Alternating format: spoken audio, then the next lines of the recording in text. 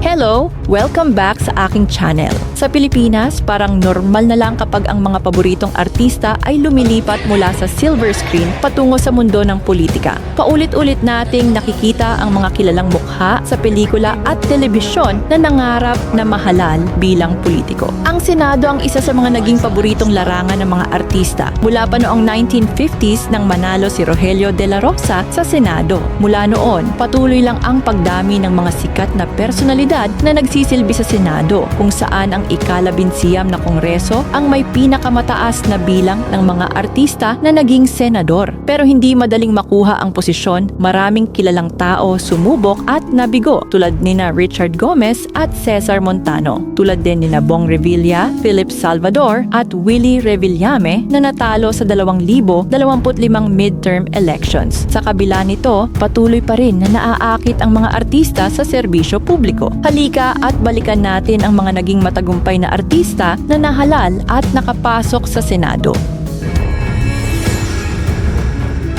Ganitong bulaklak? Ako nga. Bakit? Anong bakit? Yan ang aking peace offering sa'yo. Para magkabati na tayo. Simulan natin kay Robin Padilla. Si Robin Padilla, na kilala bilang Bad Boy of Philippine Cinema, ay sumikat noong 1990s dahil sa kanyang mga iconic na action films tulad ng Bad Boy, Anak ni Baby Ama, Ang Utol Kong Hoodlum, Maging Sino Ka Man, at Di Na Natuto. Bilang matapang na taga-suporta ni dating Pangulong Rodrigo Duterte, nag-transition siya mula sa pagiging aktor tungo sa pagiging full-time public servant nang manguna siya sa senatorial race noong 2022. Bilang senador, aktibo si Padilla sa pagsusulong ng mga reforma sa konstitusyon, lalo na sa mga issue tungkol sa federalismo at mga probisyon sa ekonomiya ng 1987 Constitution. The jab with a hook comes back with another jab. There's the straight left hand. Si Manny Pacman Pacquiao ay isang pandaigdigang boxing icon na lumipat sa politika matapos ang isang maalamat na karera sa ring kung saan hinarap niya ang mga bantog na boksingero tulad nina Oscar De La Hoya, Ricky Hatton at Floyd Mayweather Jr. Noong 2016, nahalal siya bilang senador sa ilalim ng Partido Demokratiko Pilipino ni dating Pangulong Rodrigo Duterte. Sa kabila ng kanyang kasikatan, nakatanggap si Pacquiao ng kritisismo dahil siya ang may pinakamababang attendance record sa ika-17 Kongreso. Noong 2022, tumakbo siya bilang Pangulo ngunit natalo kay Ferdinand Bongbong Marcos Jr. Sa midterm elections ng May 2025, sinubukan niyang makabalik sa Senado ngunit hindi siya nagtagumpay. Si Jinggoy Estrada, na anak ng dating Pangulo at kilalang aktor na si Joseph Erap Estrada, ay matagal nang nagpapakita ng husay sa larangan ng pelikula at politika na nagsimula ang kanyang pag-arte noong 1985. Unang nahalal bilang senador noong 2004, naging matatag siyang miyembro ng Senado. Ngunit napuno ng kontrobersya ang kanyang political career nang siya ay maaresto noong 2014 at nakakulong ng mahigit 3 taon dahil sa kaugnayan sa multi-billion piso na pork barrel scam. Napalaya siya sa piyansa noong 2017 at matapos ang matagal na legal na laban, siya ay na-acquit ng plunder charges noong 2024. Sa kabila ng mga pagsubok, matagumpay siyang nakabalik sa politika nang muling manalo sa Senado noong 2022. Sa kasalukuyan, siya ang Senate President pro tempore, isang posisyon na ilang ulit na niyang hinawakan sa kanyang karera sa lehislatura. Si Manuel Lito Mercado Lapid ay nagsimula bilang stuntman noong huling bahagi ng 1960s bago sumikat bilang isang action star na tinahak ang yapak ng kanyang tiyo na si Jess Lapid. Kilala siya sa mga pelikula tulad ng Leon Guerrero at sa mga kamakailang pagganap sa mga patok na TV series tulad ng Ang Probinsyano at Batang Quiapo na nagpapakita ng kanyang tagumpay sa parehong showbiz at politika. Bilang senador, pinakakilala siya bilang co-author ng Free Legal Assistance Act noong 2010 na nagbibigay ng insentibo sa mga abogado na nagbibigay ng libreng serbisyo sa publiko. Sa Mayo 2025 midterm elections, muling nanalo si Lapid at nakuha ang kanyang ika-4 na termino sa Senado.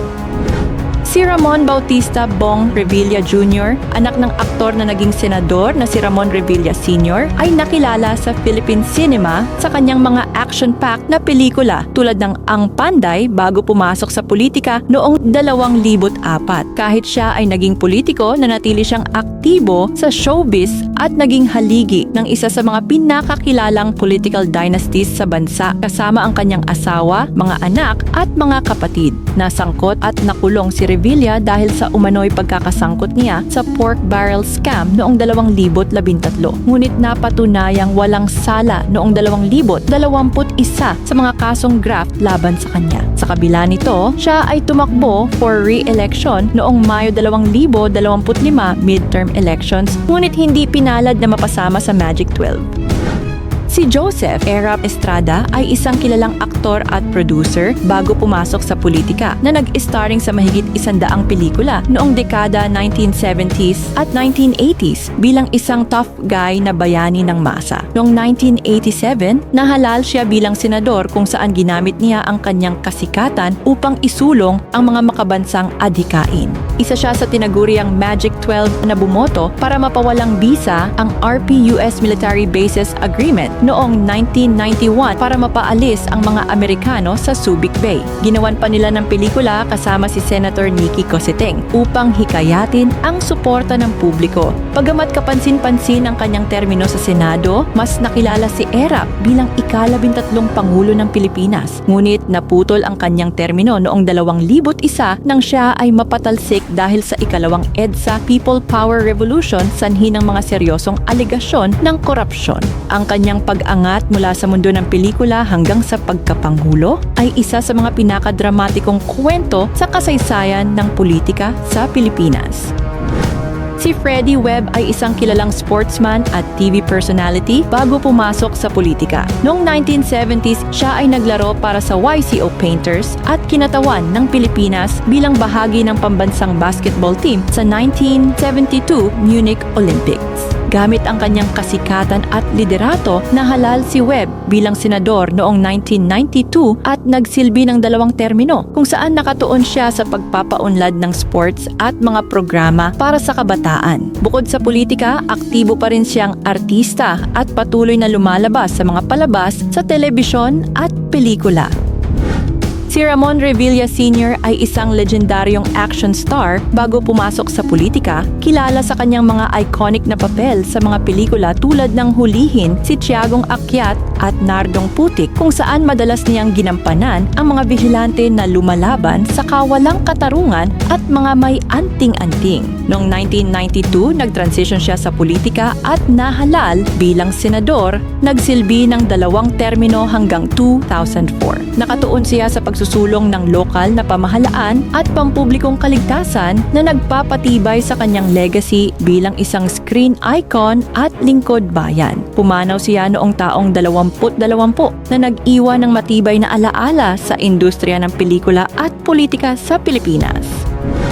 Si Rogelio de la Rosa ay isang kilalang Filipino actor at matinee idol. Noong 1940s at 1950s, bantog sa kanyang mga papel sa mga romantic drama at musikal tulad ng Ligaw na Bulaklak. Dahil sa kanyang charm at talento, nagkaroon siya ng matatag na fanbase na tumulong sa kanyang matagumpay na pagpasok sa politika upang siya ay mahalal bilang senador noong 1957. Si De La Rosa ay naaalala bilang isa sa mga unang celebrity na naglakas loob na lumipat mula sa pagiging artista patungo sa pagiging politiko.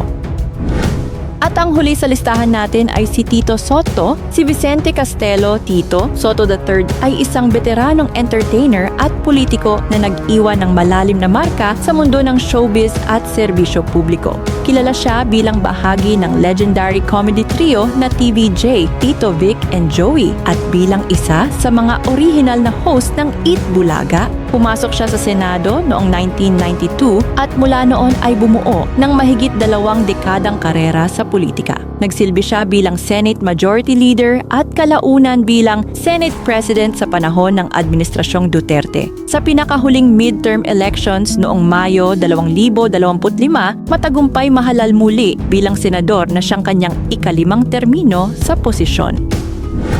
Sa Sa kabila ng kasikatan at impluensya ng mga artista, tanong pa rin kung sapat nga ba ang kanilang kwalifikasyon bilang mga mambabatas sa Senado. Sakto ba na ang mga sikat na personalidad mula sa showbiz ang maglingkod sa halip ng mga eksperto sa politika at batas? Mahalaga ang serbisyo publiko, kaya dapat pag-isipan natin kung sino talaga ang karapat-dapat na humawak ng posisyon para tunay na makinabang ang bayan. Ano ang opinyon mo tungkol dito? Huwag kalimutang i-like, mag-subscribe at i-share ang video para sa iba pang mga diskusyon tulad nito. Hanggang sa muli!